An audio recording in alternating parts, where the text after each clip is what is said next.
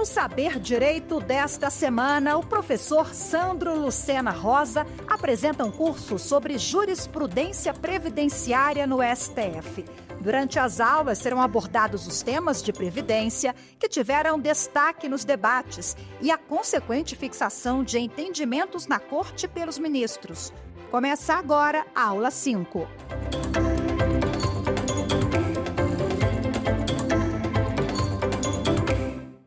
Fala, meu segurado, que alegria é te ver aqui na nossa última aula do curso de Jurisprudência Previdenciária do STF, a nossa aula 5, em que nós falaremos sobre o tema 996, sobre a revisão pelo valor nominal do salário mínimo, e o tema 503 da desaposentação. E eu te digo, eu deixei esses temas para o final, para que vocês tenham ciência que aqui vocês completam a sua formação. Esses dois temas, eles são extremamente comuns, é uma dúvida muito comum, então serve para você que é um profissional da área, serve para você que é um estudioso, às vezes tem algum concurseiro que está aí assistindo também, um aluno de graduação, ou mesmo uma pessoa que esteja aí acompanhando pela nossa transmissão, um cidadão comum. Se você veio atrás de informação, essas duas são bastante úteis, beleza? Eu não posso deixar de iniciar essa aula sem antes agradecer a audiência até aqui e sem antes te dar o parabéns por ter chegado até aqui. Se você percorreu esse caminho, eu te parabenizo pela perseverança e espero aqui fazer uma conclusão à altura do seu esforço. Então vamos para o tema 996 da revisão pelo valor nominal do salário mínimo. Pessoal, essa aqui é uma dúvida que existem duas pessoas, dois tipos de profissionais aí do direito, que a gente pode classificar e pode dividir. Aqueles que já escutaram essa pergunta e aqueles que ainda vão escutar. Porque é tão comum e é tão arraigado na cabeça dos segurados, dos aposentados, que ele traz sempre uma pergunta elaborada mais ou menos no seguinte sentido. Doutor, quando eu aposentei, eu recebia, era 10 salários mínimos. E agora eu tô recebendo só 3. Tem que ter uma coisa errada aí. Não cabe uma revisão, não cabe algum reajuste. Porque como é que eu perdi tanto dinheiro nesse tempo todo? Como é que eu perdi tanto? Como é que minha aposentadoria achatou? Isso tem uma explicação? Tem uma explicação. Pessoal, por qual razão que se tem essa impressão de que deu uma achatada no valor do benefício? Pelo seguinte, se a gente pegar o gráfico da valorização do salário mínimo e da inflação, a gente vai ver que no Brasil a tendência é que a correção do salário mínimo, o reajuste do salário mínimo, ele tenha sido num patamar superior ao da inflação. Precisamente dá uma diferença aqui de 52%. Por quê? Se a gente considerar aqui, por exemplo, os dados de 2019, em que era R$ 998 o salário mínimo, a gente chega aí a uma diferença de R$ 523,08. Se o salário mínimo lá de 95, R$100, fosse reajustado só pelo INPC, ele daria em 2019 R$ 478,82. Ou seja, o salário mínimo ele acaba trazendo, né, uma valorização, ele vem sendo o reflexo de uma política de valorização salarial que ela culmina numa diferença entre o que se dá de reajuste de salário mínimo e o que se dá de reajuste para o INPC, ou seja, o que é a inflação. Por essa razão, essa pergunta tão comum e que eu já escutei num caso concreto, ela nada mais é do que uma sensação de achatamento, porque a pessoa ela faz uma equivalência quase que inconscientemente. Eu ganho aqui hoje, por exemplo, R$ 4.500, então dá 3 salários mínimos. Mas ao longo do tempo, dá essa sensação porque o salário mínimo vem sendo reajustado num valor maior, ao passo que os benefícios que recebem acima de um salário mínimo, eles são reajustados de acordo com a inflação. E aí, num caso concreto, suscitou-se essa tese. Será possível buscar uma revisão pelo valor nominal do salário mínimo, do reajuste do salário mínimo, naquelas situações em que for maior do que o INPC? Por exemplo, imagina que em 2020 a gente teria um salário mínimo de R$1.000. E aí a inflação foi 5%. O salário mínimo corrigido, né, nessa situação aqui, nessa hipótese, seria R$70. Então o valor nominal do salário mínimo para aquele ano era um acréscimo de R$70. A aposentadoria corrigida com 5% dá R$65.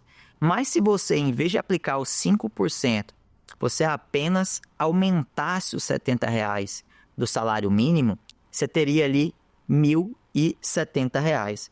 Vale dizer, em algumas situações, o aumento real da questão, né, você teria ali um aumento maior se aplicasse o valor nominal do que foi reajustado no salário mínimo. Nesse caso aqui, daria uma diferença de R$5, porque 5% do benefício de R$1.000, perdão, da aposentadoria de R$1.300, aí daria R$65. Mas se eu aplicasse R$70 direto, daria R$5 superior a isso. Claro que aqui a título ilustrativo é só para se ter uma ideia do que essa ação pretende e do que essa controvérsia ela queria dizer. E isso tem uma razão de ser, pessoal. O pessoal não tem uma impressão incorreta dessa questão. Por que ela não é incorreta de todo? Porque já existiu essa vinculação. Já se teve, na época da Constituição Federal, em 88, uma vinculação a um reajuste equivalente à quantidade de salários mínimos, que é no artigo 58 da DCT. Depois vocês podem ver que terá, para os benefícios que estavam sendo pagos, um reajuste de equivalência, que aí seria assim, por exemplo, aposentei hoje com R$4.500, dá 3 salários mínimos, lá na frente eu reajustá-lo para equiparar essa diferença entre o salário mínimo e a inflação. Mas isso era para os benefícios que estavam sendo pagos. É o artigo 58 do Ato das Disposições Constitucionais Transitórias. E isso não faz mais sentido nem na Constituição Federal e nem na 803, que trouxe um regime completamente diferente para preservar o valor dos benefícios. Então, veja só, hoje, na Constituição Federal, inclusive, há uma vedação de vinculação ao salário mínimo e a correção dele tem por critério você preservar o poder aquisitivo. Veja o que diz o artigo 7º, inciso 4 da Constituição Federal.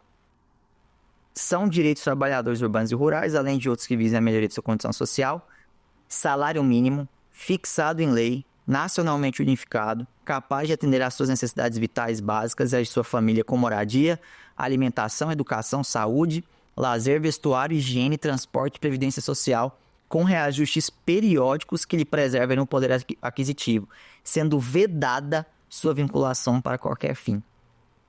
Por que ele fala aqui essa vedação para qualquer fim?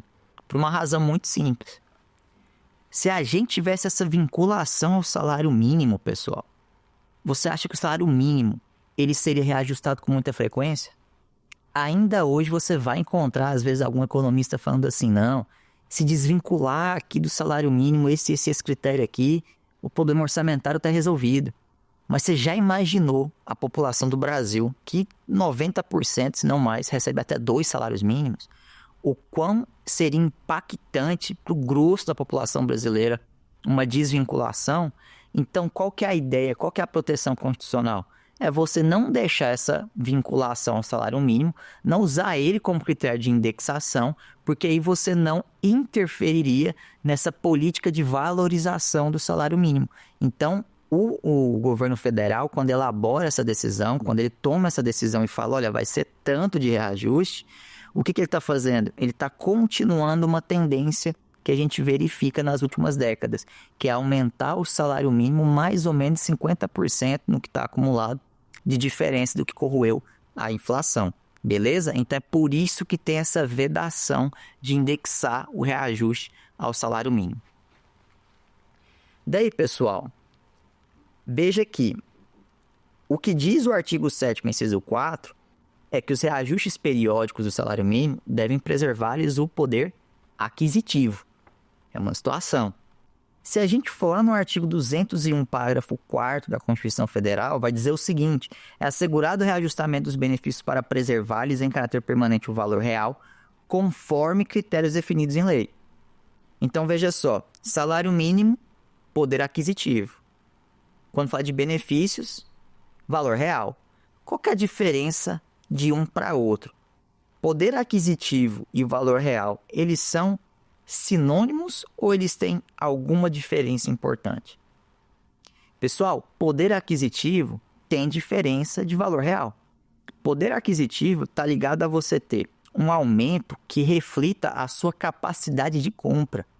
Então você deve lembrar aí, por exemplo, se você que tem mais idade, eu não lembro que na época eu era muito criança, tá? Mas se alguém que está me assistindo aí tiver um pouquinho mais de idade, vai lembrar que na época do Plano Real, quando você pegava assim aquela folha de supermercado, que era onde tinham as propagandas, a gente via lá umas coisas interessantes, tipo assim, uma dúzia de ovos a alguns centavos, né? Dava, sei lá, 50 centavos uma Coca 2 litros. Por quê? Porque eles tinham um poder de compra muito alto. Então o salário mínimo era de R$100, mas seu poder aquisitivo era muito grande, certo? Então, quando o salário mínimo é reajustado, é para ele tentar o máximo trazer esse efeito de que seu dinheiro está valendo mais. Óbvio, tem N situações aqui do campo da economia, sobre o que essa política de reajuste implica, como que você mede a inflação, enfim. Isso é uma coisa que transborda os limites da aula. O que você precisa entender é, o salário mínimo ele tem que refletir a readequação desse poder aquisitivo, que não se confunde com valor real. Agora, quando a gente fala de valor real, o que na verdade, aqui o Constituinte quis dizer, o que ele garantiu no artigo 201, parágrafo 4º? O seguinte, o valor real, para os fins aqui que a gente está vendo na Constituição e que a lei dispõe, é aquele valor que o benefício não perdeu o valor ao longo do tempo por causa da inflação. O que é inflação? Inflação, ela é o aumento generalizado de preços. Não adianta ser um choque pontual. Tem que ser uma situação em que você vai na prateleira, vai no supermercado e entra em pânico, porque tudo está mais caro, o arroz está o dobro, o feijão está caro demais. Então, quando você vê, a compra ficou muito mais cara. Quando você vai abastecer, está mais caro. Isso é inflação. Então, o que acontece? Se você tinha R$1.000 no bolso e tinha que gastar, por exemplo, R$400 numa compra, e depois, no outro mês, você vai lá e tem que gastar R$550, esse dinheiro seu corroeu, porque você está adquirindo o mesmo bem, mas está tendo que gastar mais dinheiro com isso. O nome dessa corrosão, desse poder de compra do seu dinheiro, por assim dizer, o de corrosão da sua moeda, de ela valer menos, é o fenômeno da inflação, é ele que causa isso. E quando a gente fala que a Constituição garante a correção dos benefícios para fins de preservar-lhes o valor real, quer dizer que você tem direito a recompor o seu benefício pelo que a inflação corroeu na moeda oficial. Ou seja, você não tem um aumento real e nem visa aumentar o seu poder aquisitivo. O que o Constituinte garante para você é o seguinte: se você aposentou com o equivalente a R$3.000, e não 3 salários mínimos, 4 salários mínimos, mas com o equivalente a R$3.000, eu vou manter esse equivalente ao longo do tempo. Então, quando você chega num período de 10 anos e, na verdade, está recebendo R$4.000, pode ter certeza, você não teve aumento. As coisas aumentaram o valor também e esses 4.000 equivalem, de certa forma, com os índices oficiais, aos 3.000, que era da renda mensal inicial. Esse que é o valor real e não se confunde com a questão do poder aquisitivo. Professor, como é que medem a inflação? Anualmente, o IBGE ele faz uma pesquisa, então ele vai nos supermercados, vê os principais itens das famílias de 1 a 5 salários mínimos e elabora o INPC, o Índice Nacional de Preços ao Consumidor. Então, com base no INPC, ele vê a média do que está aumentando, faz esse cálculo, faz essa apuração e traz como informação a porcentagem que eles variaram para esse segmento da população. Assim a gente consegue ver o quanto que esse segmento perdeu ali de valor da sua moeda nesse período de um ano. Então o INPC, que é apurado pelo IBGE anualmente, ele é o critério definido em lei, na U 213, para se reajustar os benefícios previdenciários a fim de preservar-lhes o valor real. Professor, por que o INPC é aplicado e o IPCA não? Talvez já tenham visto o IPCA também, que é o Índice de Preço de Consumidores amplo. O IPCA, ele está ligado a famílias que recebem 1 a 40 salários mínimos. Então, é um critério muito mais amplo. 40 salários mínimos, quem recebe isso no país? Tem que ser muito privilegiado. Mas ele traz essa referência também, para você ter em vista quando você precisa de uma base mais ampla. Só que como os benefícios previdenciários estão nessa primeira parte da pirâmide financeira do Brasil, ou seja, de quanto que se recebe aí desse critério de renda, se a gente for escalonar, então vai acontecer essa questão de adotar o INPC e não o IPCA, porque seria um índice mais adequado, certo? Então, esse é o critério de reajuste do salário de benefício, do benefício da Previdência Social, de quem recebe acima de um salário mínimo. E quem recebe um salário mínimo, como é que fica? Quem recebe um salário mínimo, recebe um salário mínimo. E, à medida que o governo reajusta esse valor, você tem um reajuste no seu benefício. Perceba, não é um índice. É uma decisão, uma conveniência política, é uma decisão que o governo federal tem todo ano de olhar, sentar e falar, olha, eu vou aumentar tanto o salário mínimo. E aí, como o benefício da Previdência Social não pode ser abaixo de um salário mínimo, ele vai reajustando automaticamente, mas não é um índice de correção. Então, o que acontece? Para preservar o poder aquisitivo, a gente tem esse reajuste do salário mínimo, que é uma conveniência do governo federal, todo ano ele decide quanto que ele vai aumentar. Agora, quando é acima de um salário mínimo, tem um índice previsto em lei, que é o INPC, apurado pelo IBGE, que vai refletir e recompor esse dinheiro que foi corroído, esse valor da moeda que foi corroído pela inflação. Então, pessoal, de onde que vem essa revisão? O que aconteceu no caso concreto? No caso concreto, a gente tinha uma pensionista do INSS que estava recebendo pensão desde 2012. E no ajuizamento da ação, ela recebeu R$ 816,91. Era acima de um salário mínimo. O que se discutiu lá? Olha, se eu for aplicar o INPC para uma pessoa que ganha muito acima de um salário mínimo, a conta vai fechar, ele vai ter um ganho bacana. Mas para a pessoa que ganha quase um salário mínimo, essa recomposição não acontece, é até menor do que o salário mínimo. E aí, qual foi o exemplo do caso concreto? Lá em 2010, o reajuste do salário mínimo foi de R$ 45. Então, ele era R$ 465 e com R$ 45 de reajuste, ele foi para R$ 510. Beleza. O INPC da época foi de 7,72%. Vale dizer, uma pessoa que recebia R$ 2.000, aplicando esses 7,72%, ela teria ali R$ 154,40 de aumento no seu benefício. Beleza. Mas e quem ganhava, por exemplo, R$ 480 ali, só um pouco acima do salário mínimo? Se aplicar esses mesmos 7,72% referente ao INPC, chegaria a um aumento ali de R$ 37, ou seja, um aumento nominalmente menor do que o salário mínimo, que foi de R$ 45 nesse aumento, nesse reajuste. Compreende? Então, qual que era a crise jurídica que se desenhou? Qual que foi a grande pergunta que foi levada para o Poder Judiciário? Eu posso, visando preservar o valor real do benefício, que é acima de um salário mínimo, utilizar o aumento nominal do salário mínimo naquela situação em que me for mais favorável do que utilizar o INPC? Essa é a grande pergunta. Eu poderia, quando for maior esse aumento nominal, ele será aplicado em detrimento do índice que corrige a inflação? E aí, o processo tramitou, sentença foi improcedente, basicamente dizendo o seguinte: olha, o Supremo Tribunal Federal, ele já decidiu o que é valor real. E o que você tem direito, que está recebendo acima de um salário mínimo, é um reajuste que lhe preserve o valor real do benefício. Não que você tenha aumentos, ganhos com o valor do benefício. E aí o que acontece? O Supremo Tribunal Federal tinha um precedente antigo, que é o recurso ordinário 219.880, relatado pelo ministro Moreira Alves, que foi julgado em 1999. Veja só, que ele falava, olha, valor real quer dizer o seguinte: a lei vai dar critérios adequados. Se ela der um critério adequado, paciência. Se aquele índice for considerado como adequado para expressar a inflação, é isso que o beneficiário tem direito. Ele não tem direito a ficar ganhando dinheiro com os reajustes. O salário mínimo é uma questão de política nacional.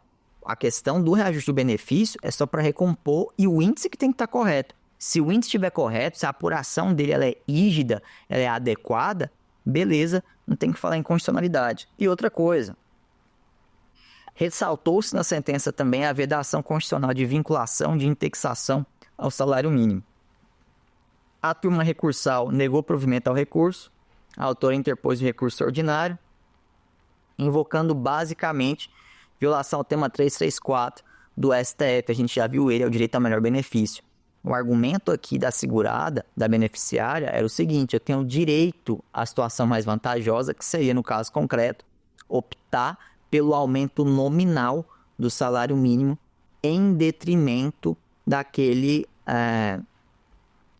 reajuste que o INPC ele traria para mim, beleza? Então, essa que era a ideia. Esse recurso ordinário, ele chegou no Supremo Tribunal Federal com base no protocolo, né, na numeração 968-41-4 do Rio Grande do Sul. Repercussão geral foi reconhecida pelo Supremo em 15 de 5 de 2018. O relator foi o ministro Marco Aurélio e o STF negou provimento ao recurso da autora por unanimidade. E aí eu destaco aqui o que foi dito no caso concreto. O relator, o ministro Marco Aurélio, nos fundamentos do seu acordo, ele fala o seguinte, abre aspas: não se pode inferir que houve, em virtude da política de valorização do salário mínimo, corrosão do benefício previdenciário calculado em consonância com a variação inflacionária. O que ele quis dizer em outras palavras? Olha, não é porque teve uma política de valorização do salário mínimo que isso necessariamente vai respingar na questão dos benefícios previdenciários. Os benefícios previdenciários e que buscam ali, que tem uma garantia apenas de preservação do valor real, eles estão ligados a uma outra ideia. E que ideia é essa? É a ideia de competir ali com a inflação, não ficar para trás da inflação.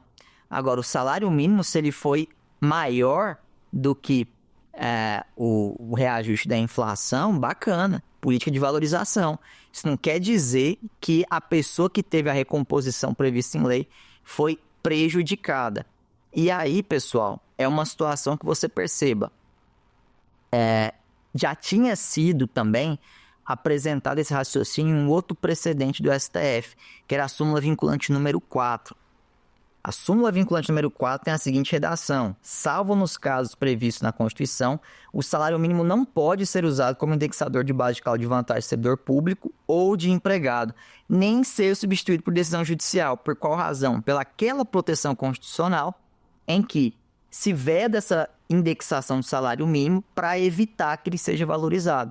Então, em resumo, o que o Supremo entendeu aqui foi destacado no voto do ministro Marco Aurélio.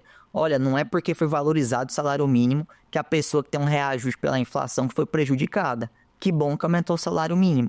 Agora, se a lei está sendo cumprida e se o INPC está sendo aplicado, não tem o que falar de revisão. E aí, o ministro Alexandre de Moraes traz até uma visão interessante, que é um distinguish do tema 334, que eu acho que vale mencionar aqui.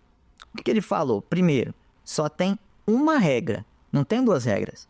Então, existe a regra do reajuste pelo INPC, e é o índice escolhido pelo legislador infraconstitucional, e a gente tem a vedação de que se receba um benefício menor do que um salário mínimo.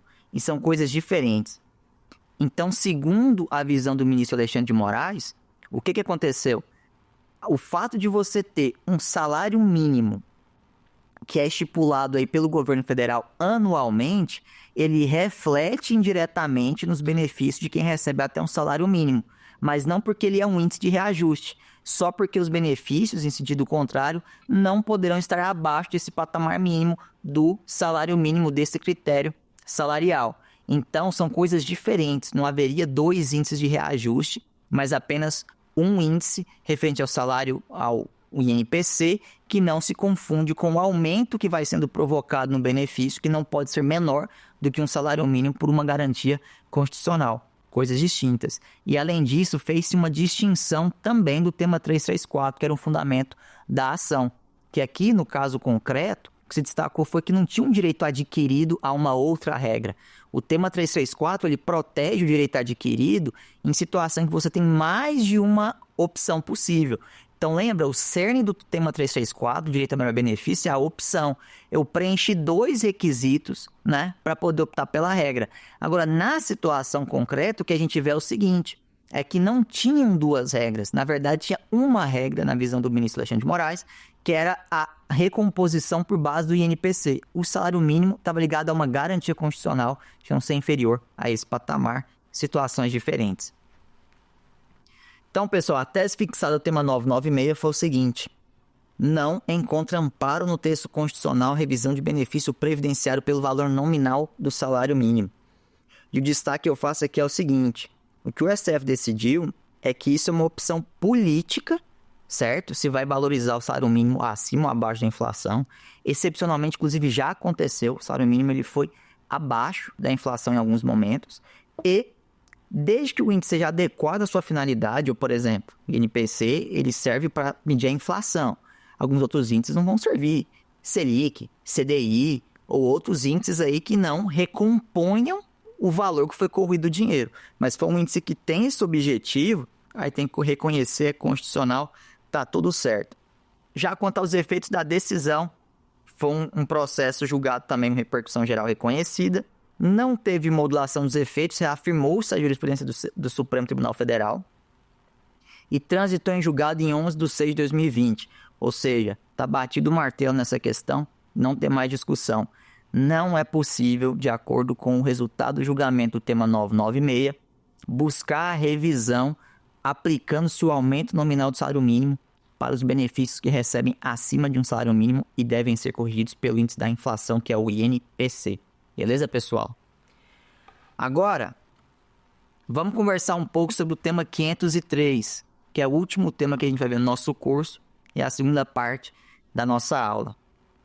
Pessoal, aqui um caso concreto. Também no início da minha carreira eu atendi um senhorzinho que ele, muito simpático, ele era todo brincalhão, mas é tragicômico que eu vou te falar. Ele disse o seguinte: Sandro, você sabe o que significa INSS? E eu disse o seguinte: olha, tenho certeza do que significa INSS. INSS significa Instituto Nacional de Seguro Social. E o que ele me respondeu, assim, ele fez um risinho, assim, capcioso e falou o seguinte: na verdade, INSS significa isso não será suficiente. Então, na verdade, a minha situação aqui, eu preciso de algum auxílio seu, porque não tá dando certo, não tô fechando as despesas do mês com esse dinheiro. Foi assim que a gente começou a nossa conversa. Então, essa brincadeira contextualiza uma situação que ela é séria.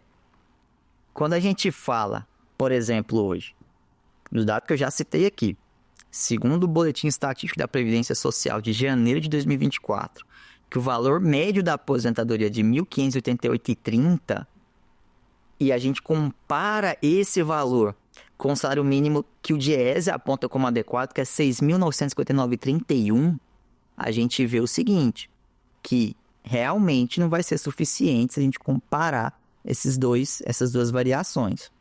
Como que se resolve essa situação? Em 2 maneiras. Primeiro, é a maneira ideal. É uma maneira que às vezes aplica para, por exemplo, eu que tenho um pouco menos de idade, ou talvez você que esteja me assistindo.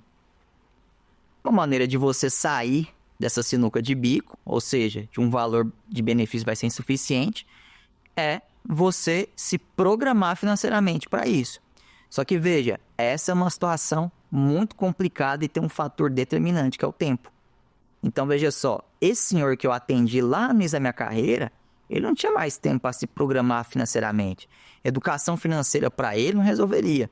Para mim, talvez resolva, ou atenue o problema de eventual benefício de valor menor. Por qual razão? Eu tenho tempo para fazer algum investimento, alguma reserva financeira que me dê algum conforto lá na frente. Veja que até o governo incentiva essa situação. O governo lançou recentemente o Renda Mais, que é um título do Tesouro Direto. Você vai comprar uma dívida do governo para você receber lá na frente, com a finalidade de complementar a sua aposentadoria. Qualquer cidadão pode entrar no site e comprar o Renda Mais. Agora, isso resolveria, por exemplo, no caso desse cliente que tinha cerca de 70 anos, mais ou menos, na época que eu atendi ele, com certeza não resolveria, porque ele precisava da situação para agora, para já.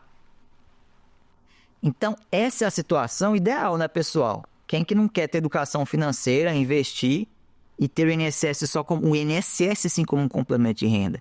Mas é um luxo que nem todos os brasileiros têm direito, têm acesso e conseguem fazer isso. Qual que é a realidade? A realidade é que a expectativa de vida está aumentando. Atualmente ela está aí, com os dados de 2023, 76,4 anos. 9 anos e meio maior do que em 1991, por exemplo. Aumentou aí cerca de 14%. E a tendência hoje é que o idoso demore mais para pendurar as chuteiras. Percebe, pessoal, como é delicada, como é sensível essas questões que são devolvidas para o Supremo sobre permanecer no trabalho mesmo aposentado? Isso para muita gente é questão de sobrevivência. E por isso que eu elegi como impactantes essas decisões que a gente já analisou, por exemplo, da aposentadoria especial ou dos empregados públicos. Vejam que dados interessantes da CNDL e da Offerwise. 56% dos entrevistados que eles fizeram para traçar o perfil do idoso brasileiro estavam aposentados pelo INSS. Desses 56, 91% contribuíam financeiramente na despesa de casa e 46% estavam exercendo atividade profissional, quase metade. E quando indagado a esses 46%, por que eles continuavam trabalhando, a principal motivação, 71% dos entrevistados, era complementação de renda. Ou seja, atualmente, quando a gente vê que o benefício não será suficiente, o que a gente percebe como tendência?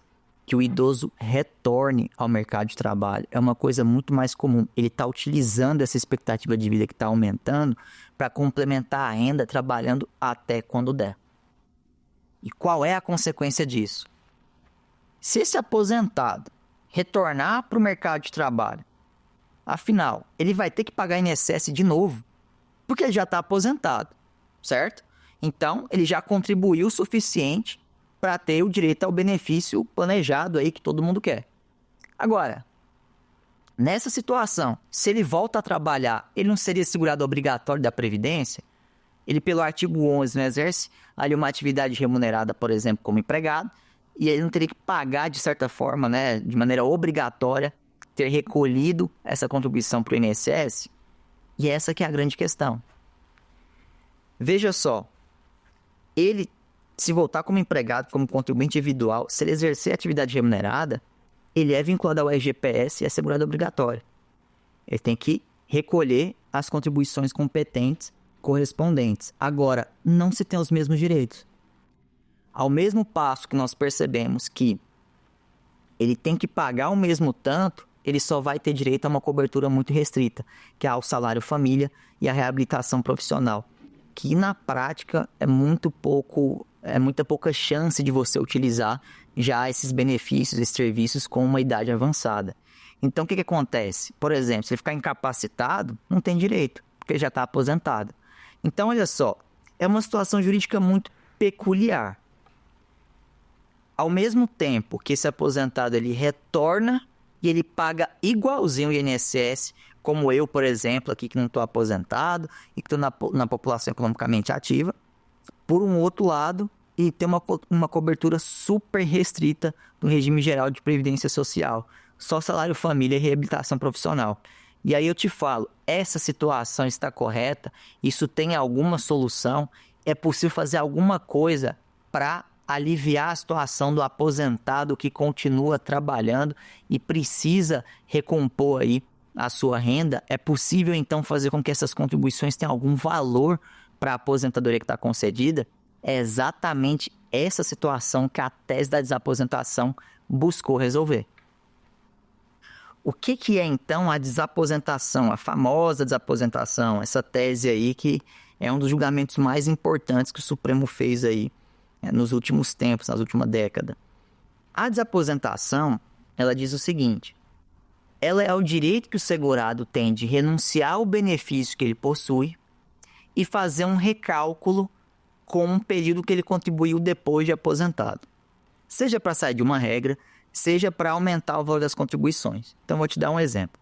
Imagine aqui o exemplo do Eusébio. Imagine que ele se aposentou com 55 anos e recebe um benefício de R$2.000, benefício A. Mas ele continua contribuindo por mais 10 anos e fez 65 anos de idade. Daí, ele, se fizesse esse recálculo da desaposentação, renunciando à aposentadoria anterior, à aposentadoria A, e sendo concedido para ele a aposentadoria B, ele teria, por exemplo, apostado de R$3.000, porque ele foi para uma regra melhor e inseriu novas contribuições. Então, veja só, essa possibilidade de renunciar ao benefício A de R$2.000 e passar a receber o benefício B de R$3.000 é que a gente chama de desaposentação. É essa possibilidade de se dispor dessa aposentadoria anterior e fazer um recálculo considerando que se pagou para o INSS depois da aposentadoria. Agora, tem uma outra hipótese que é a reaposentação. A reaposentação, por um outro lado, ocorre quando a pessoa paga 2 aposentadorias para o INSS. Então, imagine esse mesmo exemplo do Eusébio. Suponhamos que ele aposentou lá com 55 anos e depois trabalhou por mais 15. E com 70 anos ele teve 180 contribuições e dias e preencheu o requisito de idade. Ele teria direito de abrir mão da primeira aposentadoria e pedir a concessão da segunda. Se essa segunda tivesse uma renda maior, ele poderia fazer essa renúncia ao benefício, a concessão de um novo benefício. É isso que foi controvertido e são essas teses que buscaram responder essa aflição de quem, assim como o cliente que eu atendi lá atrás, viram que o INSS não seria suficiente para manter as suas despesas básicas. E qual que é o fundamento disso, pessoal? É muito simples. É um choque entre o artigo 18, parágrafo 2º da 813 e o artigo 12, parágrafo 4º da 812. O primeiro diz o seguinte: o aposentado pelo RGPS que permanecer em atividade sujeita a esse regime ou a ele retornar não fará jus à prestação alguma da Previdência Social em decorrência do exercício dessa atividade, exceto ao salário família e à reabilitação profissional quando empregado. Ao passo que na 812, que diz sobre a contribuição para o RGPS, diz o seguinte: o aposentado pelo RGPS que estiver exercendo ou que voltar a exercer a atividade abrangida por esse regime é segurado obrigatório em relação a essa atividade, ficando sujeito às contribuições que trata essa lei para fins de custeio da Seguridade Social. Vale dizer, se voltar a trabalhar nesse vínculo, vai ter que pagar a Previdência da mesma forma. E o que aconteceu no caso concreto? No caso concreto, a gente tinha um autor que recebia uma aposentadoria especial desde 8/10 de 92, continuou trabalhando e em 2006 ele buscou a desaposentação para poder considerar esse período posterior, trocar a regra e se aposentar por tempo de contribuição.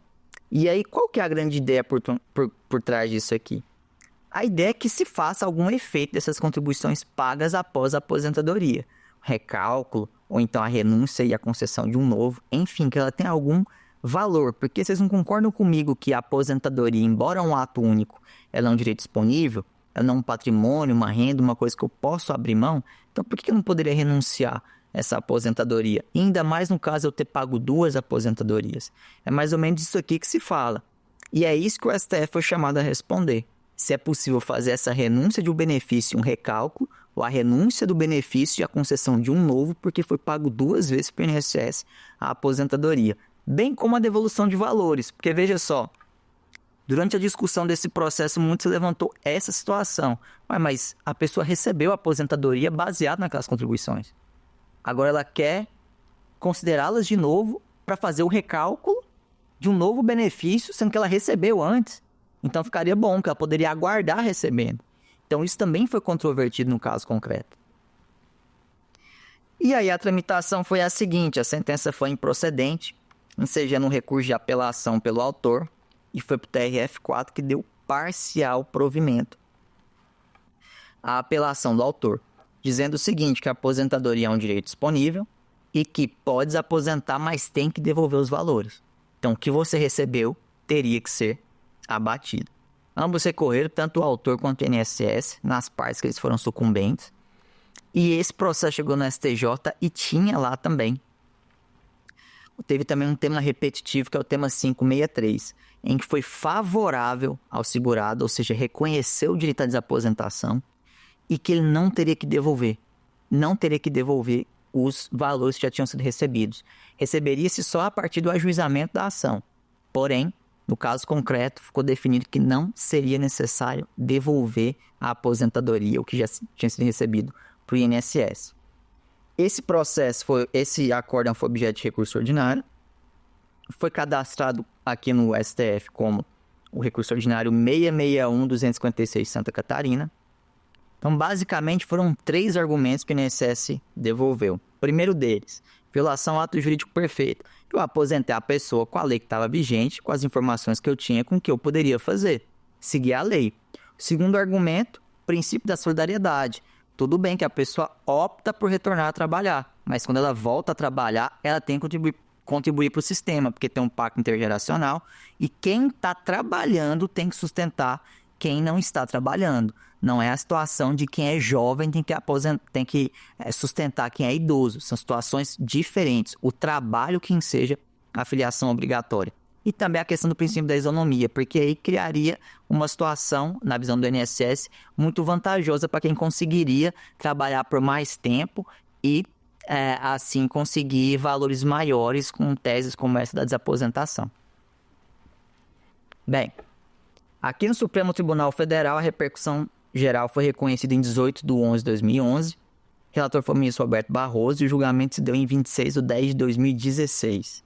Foi dado provimento a recurso do INSS por maioria, tendo ficado vencido o ministro Roberto Barroso, que dava aí, né, um ganho de causa para os aposentados no caso da desaposentação. A ministra Rosa Weber, o Ricardo Lewandowski e o Marco Aurélio. Então foram os ministros que ficaram vencidos nesse caso aqui do tema 503. E o voto prevalecente foi a divergência aberta pelo ministro Dias Toffoli, que basicamente falou o seguinte: olha, o regime jurídico inclui também o artigo 181b do decreto 30.048 de 99, que é o regulamento da Previdência Social. E lá ele diz que a aposentadoria é um ato irrevogável e irrenunciável. Então, baseado nesse raciocínio do ato jurídico perfeito, a gente teria essa vedação para que a pessoa depois renunciasse e optasse por um outro. Então, a conclusão aqui que se teve foi naquela mesma tônica que a gente viu em outra oportunidade sobre a grande invalidez. Olha, não é que não é justo, não é que não tenha que se rever essa política pública, não é que não se possa olhar com alguma solução. A única questão é, não há previsão legal e compete ao Congresso Nacional, sendo necessário, instituir esse direito. E aí fixou-se a tese desse tema 503 de repercussão geral, depois da oposição de embargo de declaração, nos seguintes termos. No âmbito do RGPS, somente lei pode criar benefícios e vantagens previdenciárias, não havendo, por hora, previsão legal do direito à desaposentação ou à reaposentação, sendo condicional à regra do artigo 18, parágrafo 2º da Lei 8.203 de 91. Vale dizer, eu faço o mesmo destaque que eu fiz quando a gente falou da grande invalidez. O que o STF vedou é que a desaposentação aconteça por via judicial. Se eventualmente o Poder Legislativo entender que esse direito pode vir a acontecer, existem projetos de lei nesse sentido, fazendo valer de alguma maneira esse tempo de contribuição de quem ali se aposentou, né, e continuou trabalhando. Mas isso não é da alçada do Supremo Tribunal Federal. O que se entendeu é que, se tiver alguma lei, beleza, a gente avalia esse direito e está tudo ok, é possível ter esse direito, esse recálculo, essa reaposentação. Só não pode por meio de via judicial. Teria que ser necessário uma previsão legal expressa, dizendo as condições, os critérios, para aí sim dar efetividade a esse reclame, a essa angústia, a essa questão de quem é aposentado e não sendo suficiente o valor, volta a trabalhar. Bem, quanto aos efeitos da decisão, também em repercussão geral, teve modulação dos efeitos. Declarou-se irrepetível os valores recebidos até a data do julgamento, que foi 6 de fevereiro de 2020, e preservou-se os direitos de quem teve decisão judicial transitada em julgado até a data de julgamento dos embargos de declaração, que foi em 6 de 2 de 2020. E esse processo transitou em julgado, o Supremo bateu o martelo em 8 de 12 de 2020. Vai dizer, não é possível, à luz da jurisprudência do Supremo Tribunal Federal, fazer nem desaposentação, nem reaposentação. Você não pode fazer essa renúncia do benefício buscando aumentar o valor dele, conjugando aí com novas contribuições. Se futuramente o legislador entender que é possível, ele faz uma lei e, baseado nessa lei, reconhece esse direito, beleza? Mas hoje o que tem vigente, de acordo com o tema 503 é que não é possível nem desaposentar, nem reaposentar. Então, vamos aqui só retomar aquilo que a gente viu, quais foram as teses fixadas aqui nessa última aula. Tema 996, não encontra amparo no texto constitucional, revisão de benefício previdenciário pelo valor nominal do salário mínimo. É aquela situação que a gente viu. Se o salário mínimo ele tiver uma política de valorização mais vantajosa do que a inflação, e a tendência que aconteceu no Brasil, a gente viu que foi essa, nada tem que ver com recompor o valor real do benefício, corrigir de acordo a preservar esse valor real. São situações diferentes. E o tema 503, que é o da desaposentação. No âmbito do regime geral de previdência social, somente lei pode criar benefícios e vantagens previdenciárias, não havendo, por hora, previsão legal de direito à desaposentação ou à reaposentação, sendo constitucional a regra do artigo 18, parágrafo 2º da Lei 8.206/91. Lembrando, por hora, pode ser que no futuro exista, mas tem que ver por meio de uma lei prevendo esse direito. Por enquanto, a gente não pode falar nem de desaposentação, nem em reaposentação, beleza? Pessoal, então vamos responder o último quiz do nosso curso para a gente fixar aquilo que a gente entendeu?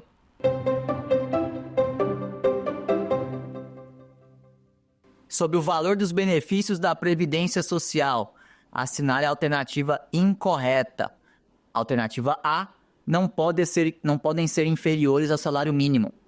A alternativa B, são reajustados pela taxa Selic se corresponderem a um salário mínimo. Alternativa C, são reajustados pelo INPC se superiores a um salário mínimo. E a alternativa D, são reajustados na mesma data em que reajustado o salário mínimo. Alternativa incorreta é a alternativa B. Vamos ver o porquê.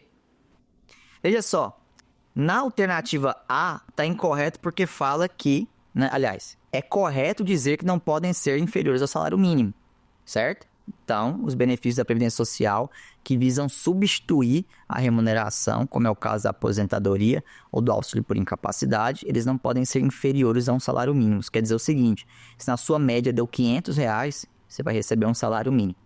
A alternativa C é correta porque eles são reajustados pelo INPC se forem superiores a um salário mínimo. A gente viu que o INPC é o Índice Nacional de Preço ao Consumidor, que é pesquisado pelo IBGE ali, né, a cesta de produtos essenciais das famílias ali que tem menos rendimento, e a gente observa nesse contexto qual foi a variação do preço. E é isso que recompõe o valor real dos benefícios pela lei que estão ali sendo concedidos com valor superior a um salário mínimo. E por fim, a alternativa D, ela é correta, ou seja, ela não deveria ser marcada, porque ela fala o seguinte, são reajustados na mesma data em que reajustado o salário mínimo. Previsão legal expressa, não tem muito segredo. Aqui nessa situação, a própria lei fala, quando reajustar o salário mínimo, vai ser reajustado também o valor dos benefícios pelo INPC, beleza? Então, a alternativa incorreta, que era o que se pedia, é a alternativa B.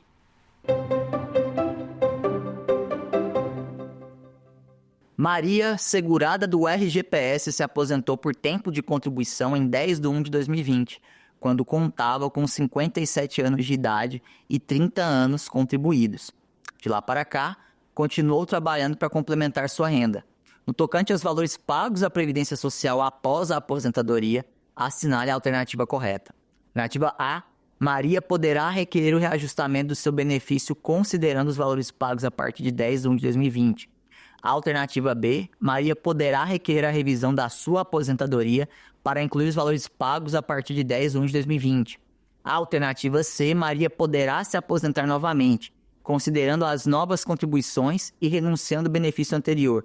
E a alternativa D, Maria não poderá considerar as contribuições pagas a partir de 10/1/2020.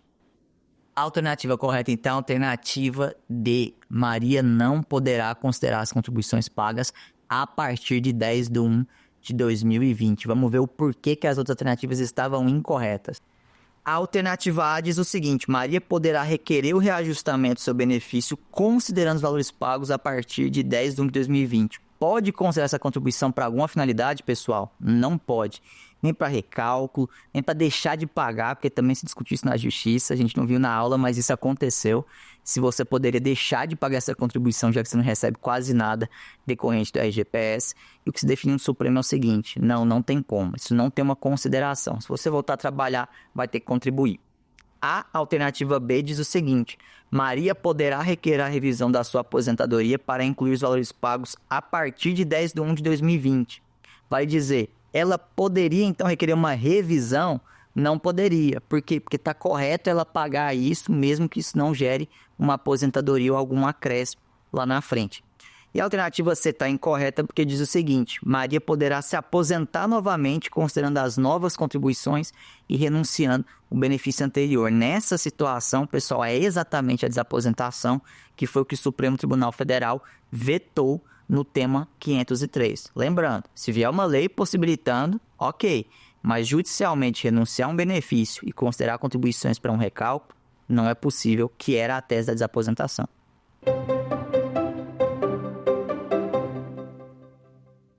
José, segurado do RGPS, se aposentou por tempo de contribuição em 10/1/2010, quando contava com 50 anos de idade e 35 anos de tempo de contribuição.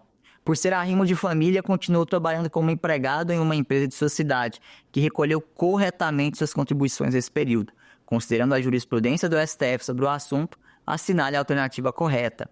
Alternativa A: José poderá pedir a desaposentação, porque contribuiu por mais de 5 anos após a aposentadoria. Alternativa B: José não poderá pedir a desaposentação, mas poderá requerer a reaposentação, pois contribuiu por mais 15 anos ao INSS e tem 65 anos de idade. Alternativa C: José não poderá pedir nem desaposentação nem reaposentação. E a alternativa D: José poderá pedir a desaposentação, pois preencheu o requisito de idade e tem direito a um novo benefício. A alternativa correta é a alternativa C. Vamos ver o porquê. Na alternativa A está incorreto porque diz que ele pode pedir a desaposentação, e a gente já viu que não tem como pedir de acordo com a jurisprudência do Supremo no tema 503. E ali ainda diz o seguinte: porque contribuiu por mais de 5 anos após a aposentadoria. A desaposentação, pessoal, poderia ser com 1 ano, 2 anos. Se eventualmente você atingir uma situação superior, já poderia fazer, em tese, aí, um recálculo, havendo uma vantagem. Então não tinha um período mínimo. A alternativa B fala o seguinte: que ele poderia se reaposentar porque ele contribuiu por mais 15 anos e tem a idade mínima suficiente para isso. Mas a gente viu que, além da desaposentação, o Supremo também vetou e esclareceu isso nos embargos de declaração, que não cabe reaposentação.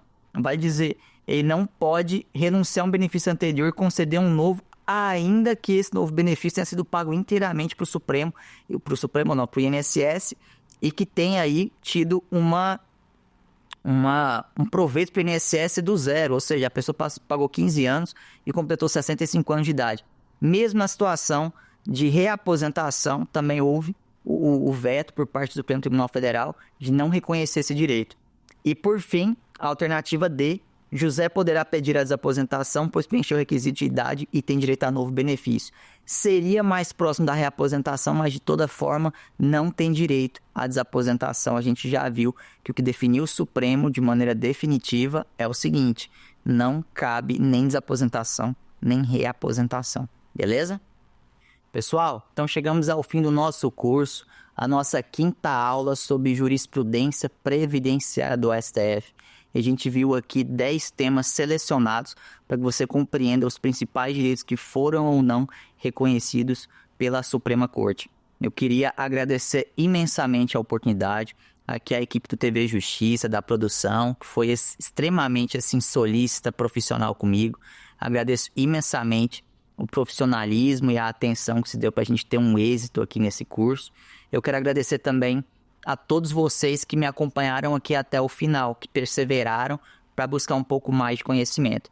E eu espero sinceramente que vocês tenham aí sentido que eu agreguei na formação de vocês, assim como um dia lá atrás, quando eu estava na graduação, o Saber Direito agregou na minha formação também, porque eu fui buscar no YouTube muitas soluções que eu não estava conseguindo na aula presencial. Então, para mim é uma alegria muito grande poder devolver um pouco do que eu consegui por aqui também, e espero sinceramente que vocês tenham ficado com um pouco aí do conhecimento que eu detenho. Muito obrigado e até a próxima oportunidade. Quer dar alguma sugestão de tema para os cursos do Saber Direito? Então mande um e-mail para a gente, saberdireito@stf.jus.br. Você também pode estudar pela internet. Acesse o nosso site radioetvjustiça.jus.br ou pode rever as aulas no canal do YouTube, @Rádio e TV Justiça.